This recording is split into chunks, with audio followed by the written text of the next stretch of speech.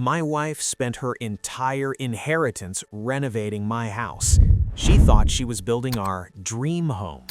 She didn't know she was actually paying for a luxury upgrade to my bachelor pad right before I kicked her out.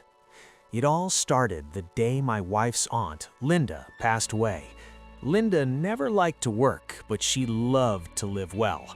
So when a $100,000 inheritance hit my wife's bank account, she acted like she'd won the lottery. "We can finally live like real people," she announced, popping a bottle of champagne. "This house is a dump. I want to change everything." The house. It was my house. I bought it 5 years before we met. I paid the mortgage with blood, sweat, and tears. It was titled solely in my name. We didn't have a prenup, but I had always kept our finances strictly separate.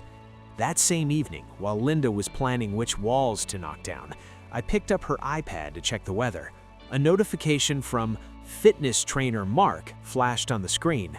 "Is he asleep yet? I miss your body. The locker room was hot yesterday." My world tilted. I knew the passcode. Her birthday, obviously. I opened the messages. It had been going on for 6 months. She wrote terrible things about me. "He's so boring. I'm only with him for stability. Once I get my aunt's money, we can go on a vacation, just you and me." My first instinct was to wake her up and throw her on the street that very night. I almost did. I stood over her sleeping form, shaking with rage. But then I remembered her plan. I want to renovate the house. The next morning, I didn't go to work. I went to the best divorce attorney in the city. I paid $500 for an hour of consultation to ask one specific question.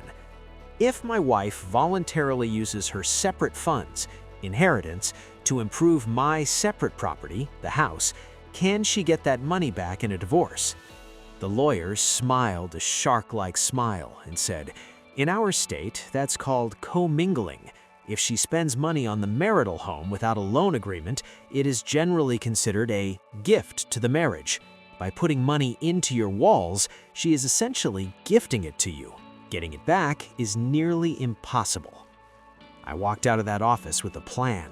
It was cruel, it was cold, but after reading what was on her phone, I had no mercy left.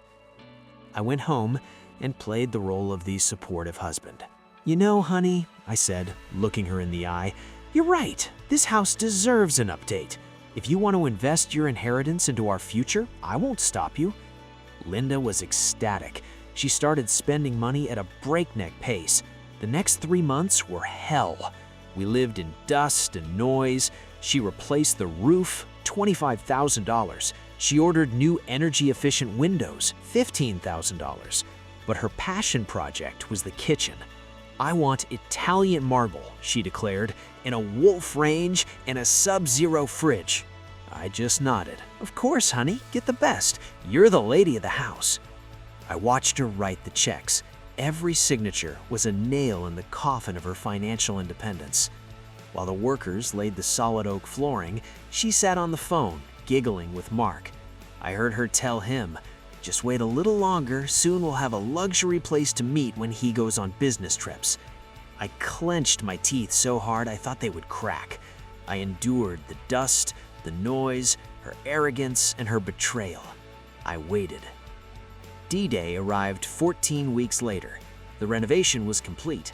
The house looked like something out of Architectural Digest. Its market value had increased by at least $150,000. Linda was beaming.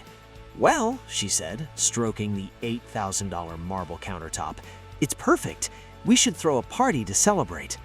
"Absolutely," I replied. "But first, I have a surprise for you." I pulled out a yellow manila envelope. "What is this?" she asked with a smile. "Tickets to the Caribbean?" "Open it."